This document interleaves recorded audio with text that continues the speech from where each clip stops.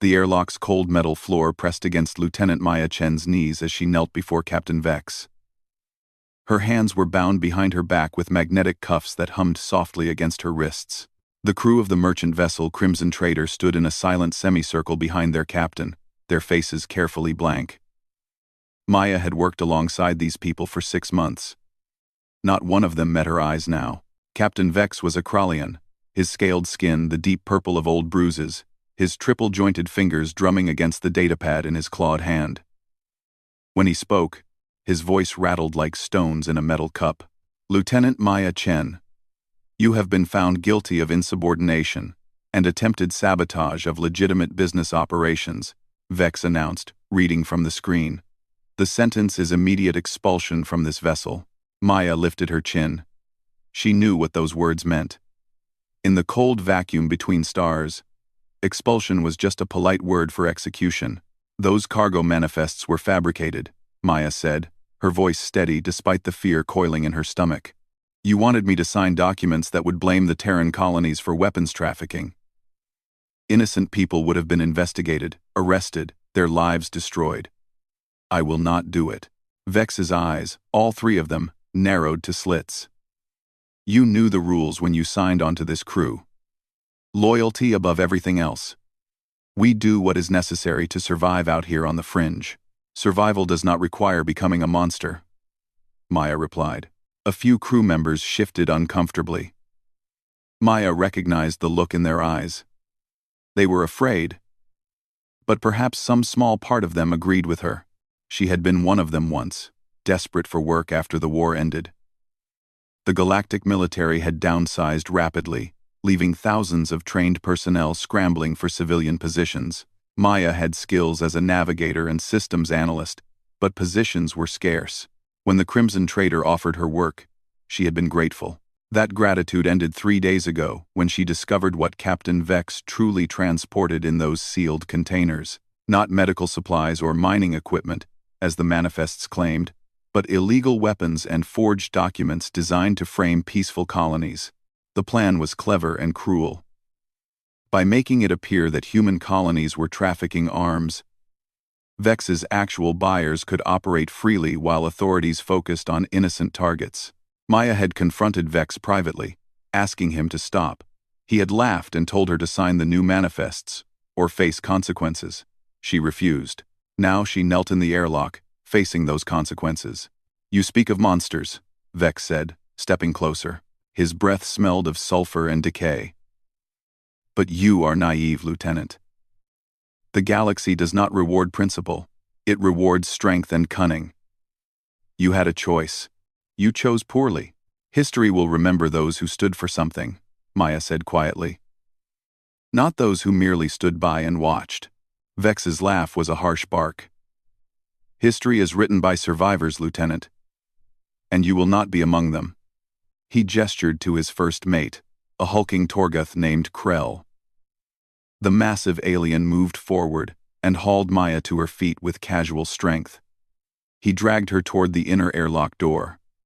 Maya did not struggle. There was no point. Krell was twice her size and 3 times her strength. The inner door slid open with a pneumatic hiss. Beyond it lay the small chamber that separated the ship from the void. Krell pushed her inside. Maya stumbled but kept her feet. She turned to face the crew one final time. "You all know this is wrong," she called out. "When you look in the mirror tomorrow, remember that you had a choice too." Several crew members looked away. One, a young Valorian engineer named Pris, who Maya had helped train, had tears streaming down her face. But none of them spoke. None of them moved to help. The inner door sealed with a heavy clang. Maya was alone in the airlock now. Through the small porthole in the outer door, she could see the stars, cold and distant and beautiful. Her breath came faster. The temperature was already dropping. In moments, Vex would trigger the outer door. The air would evacuate in an explosive rush, and she would be pulled out into space. Without a suit, she would have perhaps 15 seconds of consciousness before the cold and vacuum claimed her. Maya closed her eyes and thought of her younger brother, safe on Terra Colony 7 with his wife and new baby. She had done this for them, For all the families who would have suffered if she had remained silent, that knowledge brought a small measure of peace. Through the door, she heard Vex's muffled voice. Begin. Depressurization sequence. The airlock's warning lights began to flash red.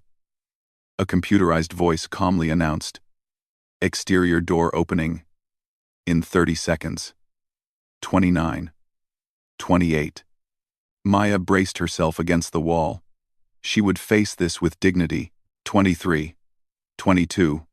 21. Then everything shuddered violently. The countdown stopped. Emergency alarms began wailing throughout the ship. Through the porthole, Maya saw the crew scattering. Vex shouting orders she could not hear through the sealed door. The alarm system's automated voice cut through the chaos. Warning. Unauthorized docking detected. Secondary airlock breach. Unknown vessel attempting forced entry. Maya's heart hammered against her ribs. Someone was boarding the Crimson Trader. Whether this was rescue or simply a new threat, she could not know. But for now, she was still alive. And where there was life, there was hope. The airlock Maya was trapped in remained sealed, but through the small porthole she could see chaos erupting on the main deck. Captain Vex was shouting orders while his crew scrambled to their stations. Weapons were being drawn. Whatever was happening, it had thrown the entire ship into panic. Maya pressed her face against the cold glass, trying to understand what was occurring. Through the porthole in the outer door behind her, she caught a glimpse of metal. A ship had attached itself to the Crimson Trader's hull. It was small, maybe a single pilot fighter, and it looked like it had seen better days. The hull was scarred with blast marks and hastily welded repairs, but it held firm against the larger vessel, locked on with magnetic clamps.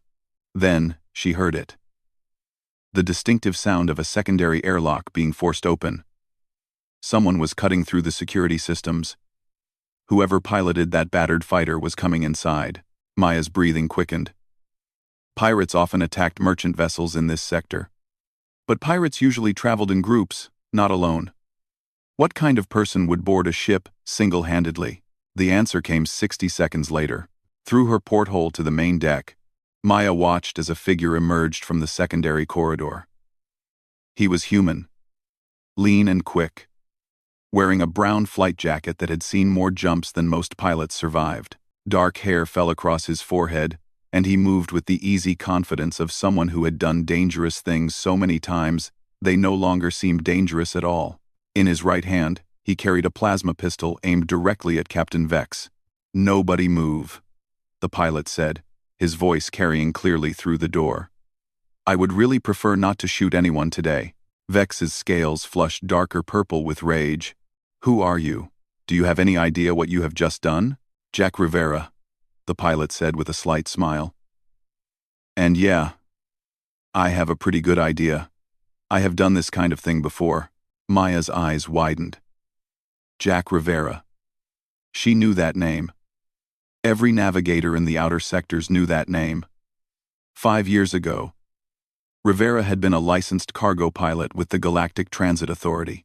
Then he discovered his supervisors were falsifying safety reports and allowing dangerous shipments through inspection.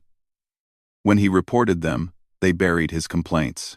So Rivera broke into the central database, copied all the evidence, and transmitted it to every news service in 3 sectors. The scandal destroyed careers. The Transit Authority was restructured completely. And Jack Rivera became a wanted man, his licenses revoked. His name added to watch lists, but he had also become something of a legend among those who valued truth over convenience. What was he doing here? "Rivera," Vex hissed, recognition dawning in his triple eyes. "The rule breaker. You have no authority here. This is a private vessel conducting legitimate business." "About that," Jack said, keeping his weapon steady. "I have been monitoring certain communication channels.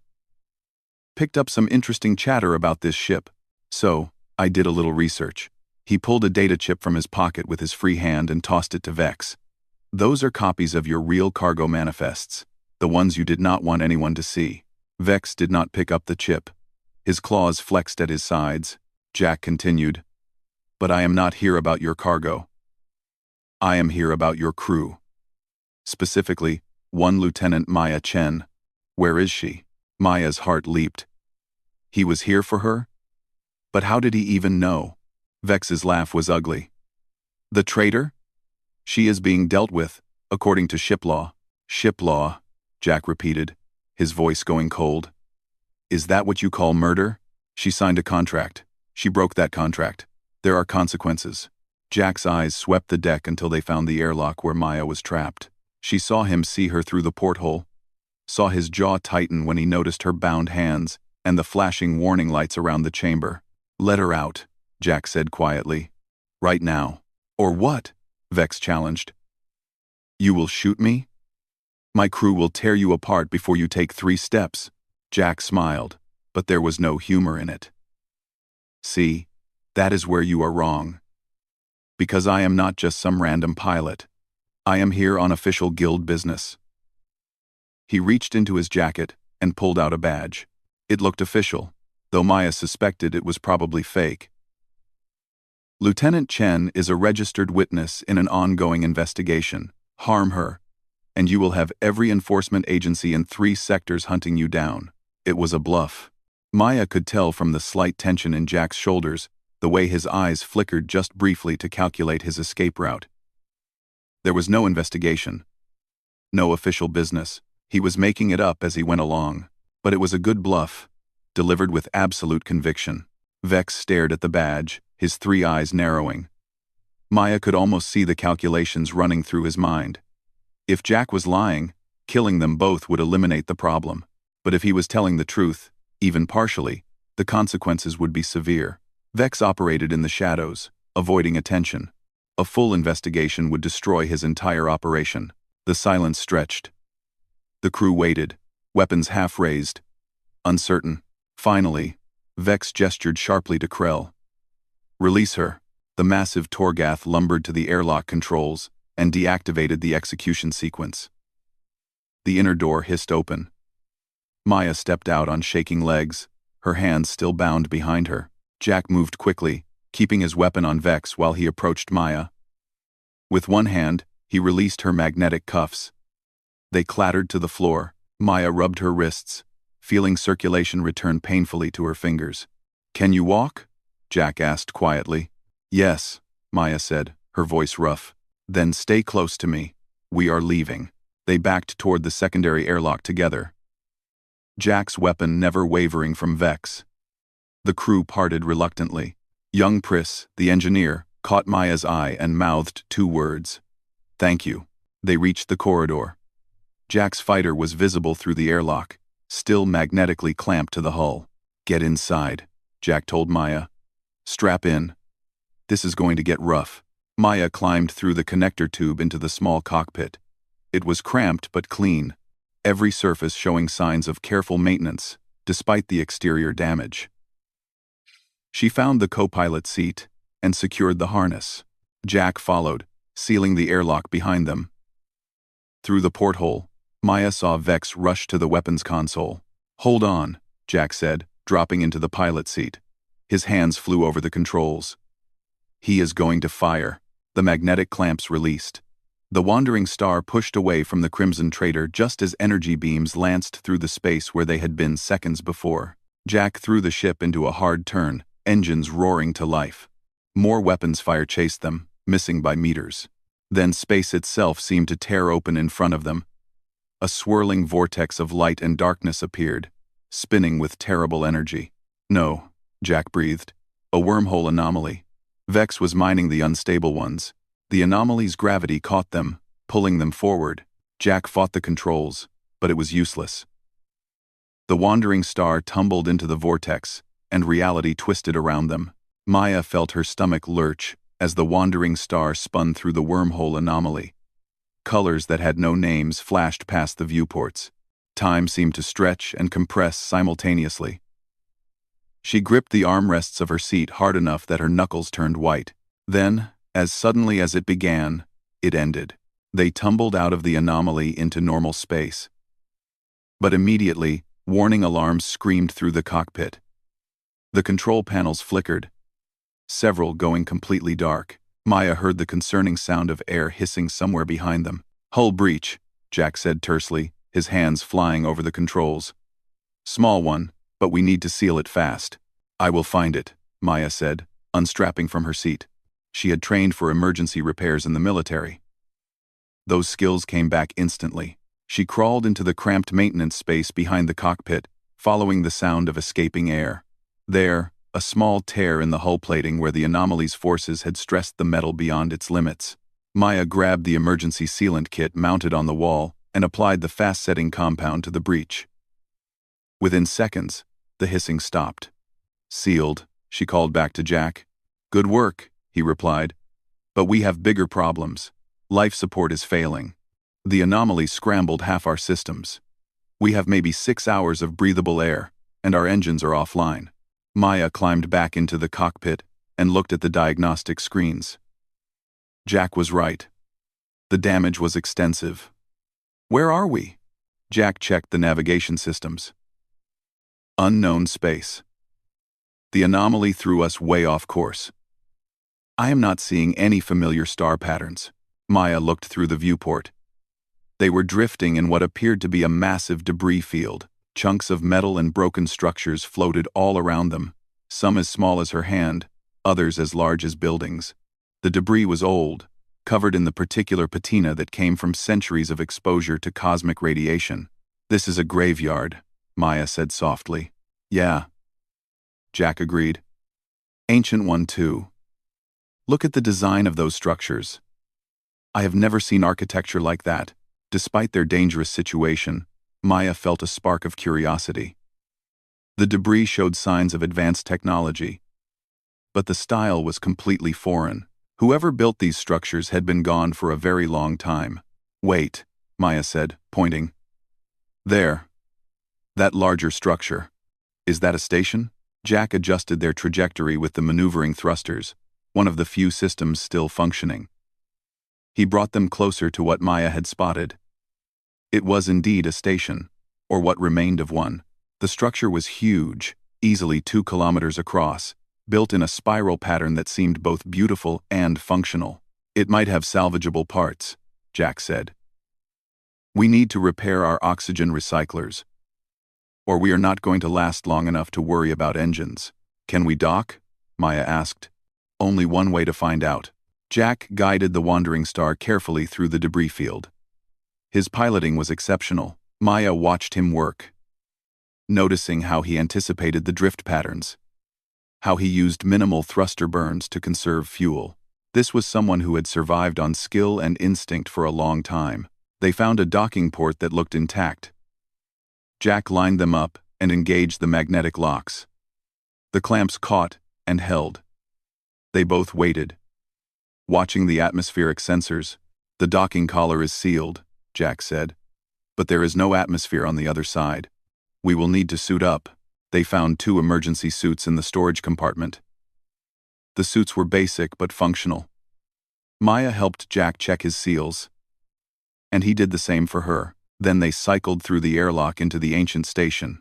Maya's suit lights cut through the darkness, revealing a corridor that curved away in both directions following the station's spiral design. Everything was covered in dust, undisturbed for what must have been centuries. Stay close, Jack said through the suit radio. We do not know what automated systems might still be active. They chose a direction and began exploring. The corridor led to larger chambers filled with equipment that Maya could not identify. The technology was far beyond anything she had seen, even in the most advanced galactic facilities. These people were incredibly advanced, Maya said, running her gloved hand over a console. I wonder what happened to them. Same thing that happens to everyone eventually, Jack said. They ended, and the universe kept going. Quote, they continued deeper into the station. In one chamber, they found what looked like a storage area. Containers lined the walls, most of them empty or corroded beyond use. But some were intact, sealed with technology that had lasted through the ages. Help me open this one, Jack said, gesturing to a container that seemed promising. Together, they worked at the seals. The container opened with a hiss of escaping gas. Inside were components that looked almost new, preserved perfectly. Maya examined them with growing excitement. These are power regulators, she said. Advanced ones. If we can adapt them to our systems, they might repair our oxygen recyclers. Can you make them work? Jack asked. Maya looked at the components, her mind already working through the technical challenges. I think so. Give me some time and tools. They gathered the components and several other promising pieces of technology. As they worked, they talked. Jack told her about his sister. How she had worked on a merchant vessel not unlike the Crimson Trader. When she tried to report safety violations, the captain spaced her just like Vex had tried to do to Maya. Jack had been too far away to help. He carried that guilt with him. That is why you monitor distress signals, Maya said. Why you intervened today. Could not save her, Jack said quietly. But maybe I can save someone else. Maya shared her own story. How she had witnessed war crimes during the frontier conflicts. She reported what she saw to her superiors, expecting justice. Instead, she was quietly pushed out. The military did not want the scandal. They gave her an honorable discharge and made sure no one would hire her for any decent position. So you ended up on Vex's ship, Jack said. Desperation makes us do things we normally would not, Maya admitted. But I drew the line at becoming part of his crimes.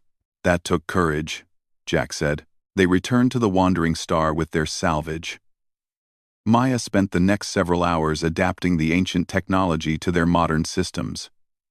Jack assisted, following her instructions. She was impressed by his technical knowledge. He was more than just a good pilot. Finally, the oxygen recyclers hummed back to life. The air quality readings began to improve. You did it, Jack said, relief clear in his voice. Maya allowed herself a small smile. We did it. Now we just need to fix the engines. That might take longer, Jack said, but at least we can breathe while we work on it. They removed their helmets, breathing the recycled air gratefully. Maya was about to suggest they search for more components when suddenly, lights began activating throughout the station. They could see them through the viewport, spreading from one section to another. What did we do? Jack asked. A voice spoke, coming through their communication system. It was calm, measured, and spoke in perfect galactic standard. Welcome, travelers. I am Sentinel.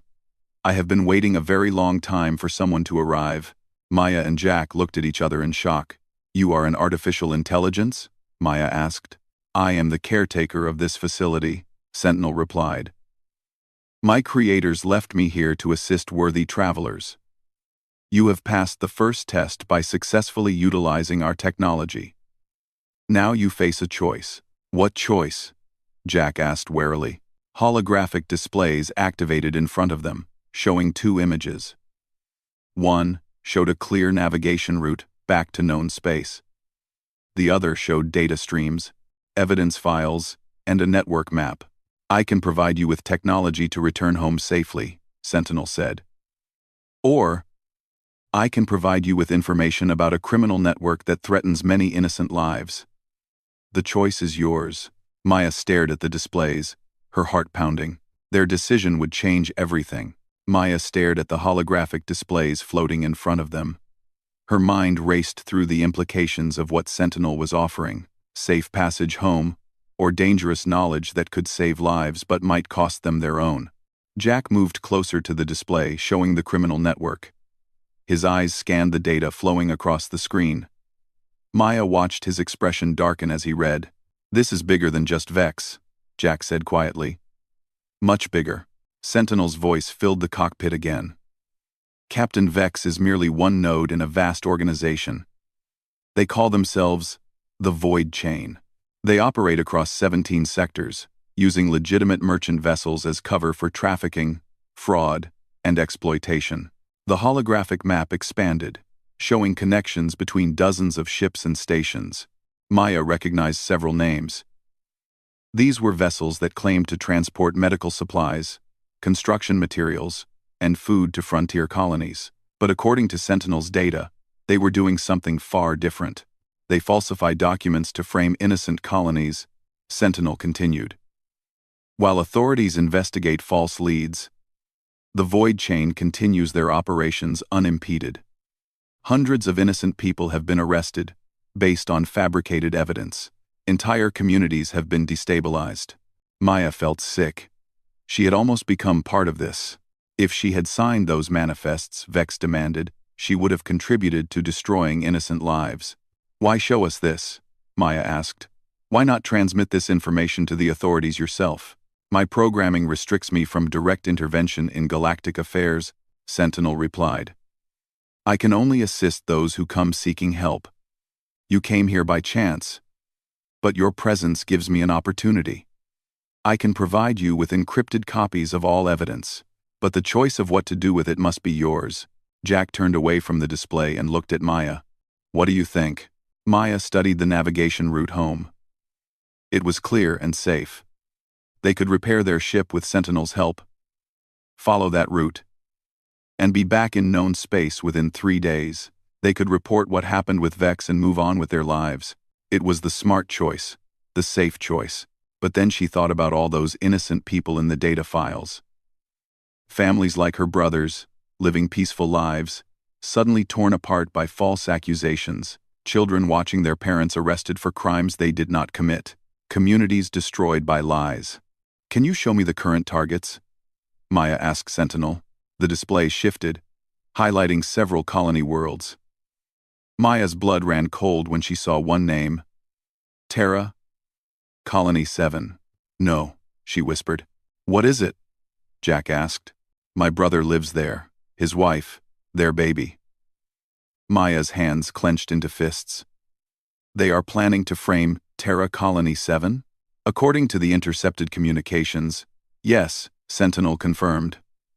The operation is scheduled to begin in 23 standard days. Weapons will be planted. Documents will be forged. By the time investigators discover the truth, the damage will be done. Maya felt rage burning through her fear.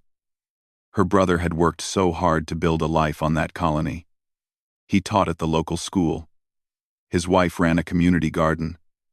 Their daughter was just learning to walk. They had nothing to do with weapons or crime. They were exactly the kind of innocent people the Void Chain destroyed without a second thought. She looked at Jack. I know what I want to do. But this is your ship. Your life. I cannot ask you to risk everything for my choice. Jack was quiet for a long moment.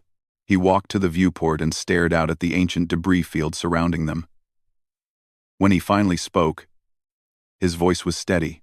5 years ago, I exposed corruption because it was the right thing to do, he said. It cost me everything. My career, my reputation, my safety. For a long time, I wondered if it was worth it. I spent years running, hiding, doing small interventions here and there, saving one person at a time. He turned back to face her. But I was scared. Scared to take on something big again. Scared to fail. Scared that if I tried to make a real difference, I would just end up dead and nothing would change. Maya saw the pain in his eyes, but also something else. Determination. Then I monitored the distress signal from the Crimson Trader, Jack continued. I heard Vex condemning you for refusing to falsify those documents. And I thought about my sister. How she stood up for what was right and died alone because no one helped her. I swore I would not let that happen to someone else if I could prevent it. He moved closer to Maya. You were willing to die rather than hurt innocent people. That kind of courage is rare. I am tired of running from the big fights. I am tired of small interventions that do not change the system. If we have a chance to actually stop this organization, to save hundreds or thousands of people, then we have to take it. Maya felt something shift in her chest. Relief, gratitude, and a growing sense of purpose. You are sure? I am sure, Jack said firmly. Besides, your brother's family deserves better than to have their lives destroyed by criminals. Every family does. Maya nodded and turned to address Sentinel. We want both. The navigation data to get home, and all the evidence about the Void Chain. Can you provide that? Yes, Sentinel replied. But understand the risks. The Void Chain has connections throughout enforcement agencies. Some officials are corrupted. Some are simply deceived. Exposing them will be dangerous. We understand, Jack said. Very well. Initiating data transfer and system repairs. The holographic displays multiplied, showing technical schematics and repair sequences. Throughout the station, machinery that had been dormant for centuries came to life. Maya watched in amazement as robotic arms emerged from hidden compartments in the docking bay. Repair nanites are being deployed to your vessel, Sentinel explained. They will restore all damaged systems within 6 hours. During that time, I will transfer all relevant data to encrypted storage drives that cannot be traced or hacked. Maya and Jack worked together, following Sentinel's instructions. They watched through the viewport as microscopic machines swarmed over the wandering star, sealing hull breaches, rebuilding damaged circuits, and restoring systems to full functionality. While the repairs progressed, Sentinel provided them with detailed information about the void chain structure. Maya took notes, her navigator's mind organizing the data into actionable intelligence. Jack studied the network connections, identifying weak points where intervention might be most effective. There is something else you should know, Sentinel said, after several hours. My creators left detailed knowledge of communication, encryption, and defensive technologies. I can provide you with systems that will protect you from detection and interference. But these technologies are powerful. Use them wisely. We will, Maya promised. As the 6th hour approached, the repairs were complete. The wandering star looked better than it had in years. Systems that Jack had jury-rigged for months now functioned perfectly. The engines hummed with smooth power. All data has been transferred, Sentinel announced. The evidence is secured in 3 redundant storage drives hidden throughout your ship. Navigation routes have been programmed. I have also included communication protocols that will allow you to contact enforcement agencies that have proven resistant to corruption. Thank you, Sentinel, Maya said. Your creators would be proud of what you have done here. Perhaps, Sentinel replied, but the true test will be what you do with what I have given you. Safe travels, Maya Chen and Jack Rivera. May your courage inspire others. They prepared for departure. Jack ran through pre-flight checks, while Maya secured the storage drives and studied the navigation data. Everything was ready. Here we go, Jack said, releasing the docking clamps. The wandering star pulled away from the ancient station. Behind them, Sentinel's lights began to dim, returning to dormant mode to wait for the next worthy travelers. They were 3 hours into their journey back to known space when the proximity alarm sounded. A large vessel was approaching fast. Jack brought it up on the main display. It was a Galactic Enforcement Patrol ship, weapons hot, demanding they power down immediately. Unknown vessel. This is Commander Oren of Enforcement Patrol Group 7, a stern voice announced over the communication channel. You are operating in restricted space without proper authorization. Power down your weapons and prepare for boarding. Any resistance will be met with force. Jack looked at Maya, his hand hovering over the controls. They could run, but they would never outrun an enforcement patrol ship. Maya took a deep breath. Open a channel. Jack activated communications. Maya spoke clearly and calmly. Commander Oren. This is Lieutenant Maya Chen. I am invoking Protection Protocol 7. I am a witness carrying evidence of major criminal activity spanning multiple sectors. I request immediate protection and secure transport to the nearest enforcement headquarters. There was a long silence on the other end. Then Commander Oren's voice returned, cautious but interested. Protection Protocol 7 has not been invoked in this sector for over 3 years. What evidence do you claim to possess? Maya glanced at Jack. This was it. The moment that would determine everything. Evidence that will dismantle a criminal organization called the Void Chain, Maya said, and save countless innocent lives. Another pause. Stand by for boarding, Commander Oren said. This better be legitimate, or you both will face serious charges. The patrol ship moved closer, extending a docking bridge. Maya and Jack looked at each other. There was no turning back now. The docking bridge connected with a metallic clang. Maya and Jack stood side by side as the airlock cycled open, revealing Commander Orin and 4 armed enforcement officers. Orin was a tall Vendorian with silver skin and sharp, calculating eyes. Her uniform was pristine, decorated with commendations that spoke of years of dedicated service. "Hands where I can see them," Orin commanded. Maya and Jack raised their hands. 2 officers moved forward and conducted quick scans for weapons.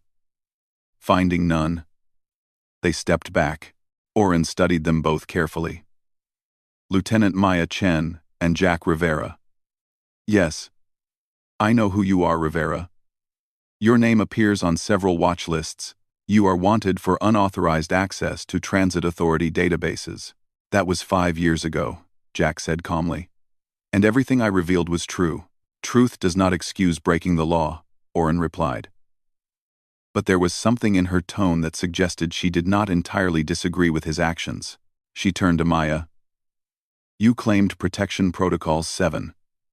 That is a serious invocation. If you are wasting my time, the penalties are severe." "I am not wasting your time, Commander," Maya said. She gestured toward the storage compartments. "We have encrypted data drives containing evidence of a criminal network operating across 17 sectors. They call themselves the Void Chain." Orin's expression shifted subtly. Recognition flickered in her eyes. "The Void Chain is a theory. Enforcement has suspected connections between various criminal operations, but we have never found solid proof." "We have proof," Maya said. "Complete records, communication logs, financial transactions, operational plans, everything you need to shut them down." Orin considered this. "Bring the drives to my ship. My technical team will verify the data. If it is legitimate, we proceed.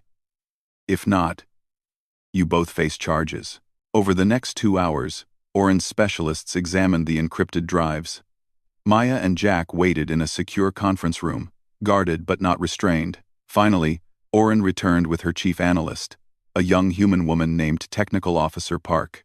"It is real," Park said, her voice filled with barely contained excitement. "Commander, this is incredible." "The data is authenticated and cross-references with dozens of open investigations. We have been chasing fragments of this organization for 3 years. This gives us the complete picture. Thanks for watching." "Thanks for watching." Orin sat down across from Maya and Jack. Her stern expression had softened slightly. "Where did you get this information?"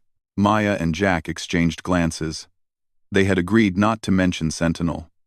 The ancient AI had asked them to keep its existence private, and they would honor that request.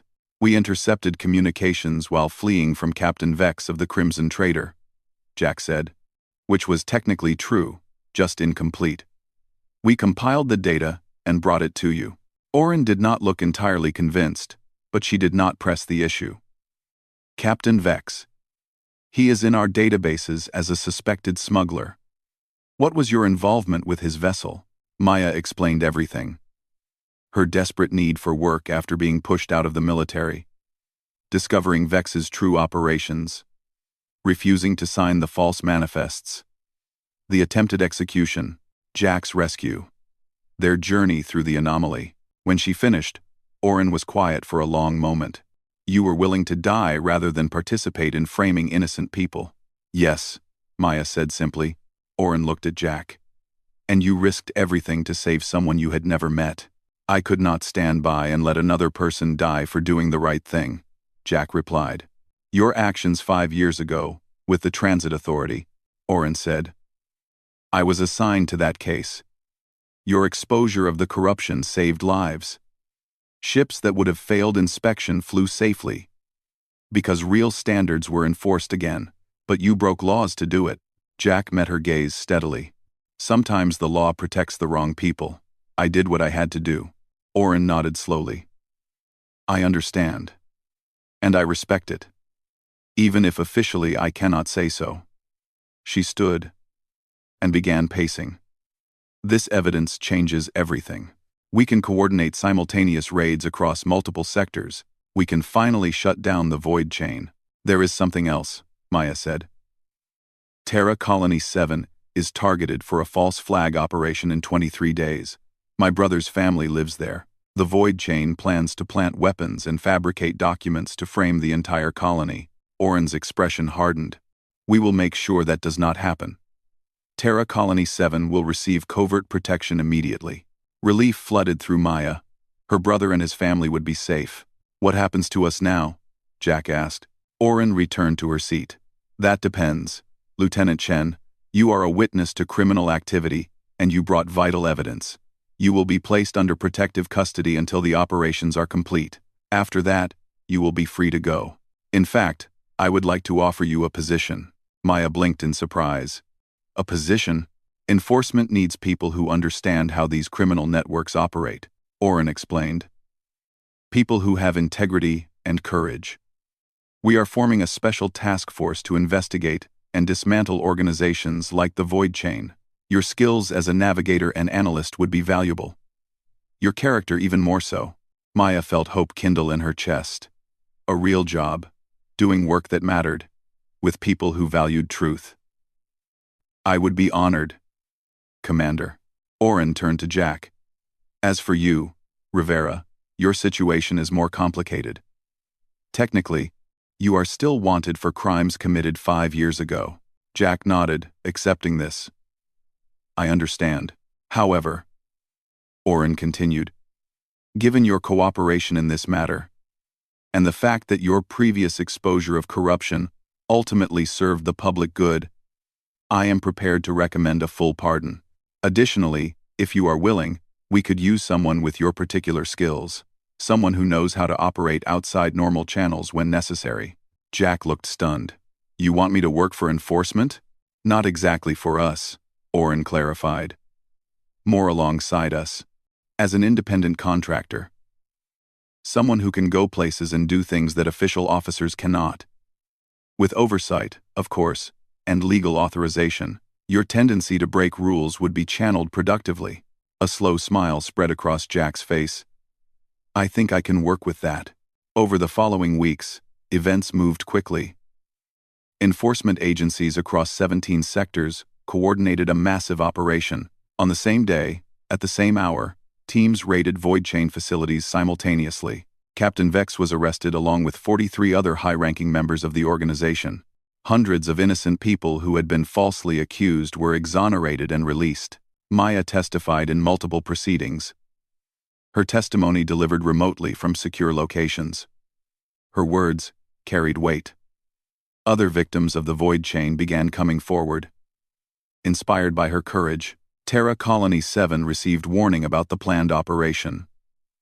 When Void Chain operatives arrived to plant evidence, enforcement officers were waiting. The trap was sprung, and another cell of the organization was dismantled.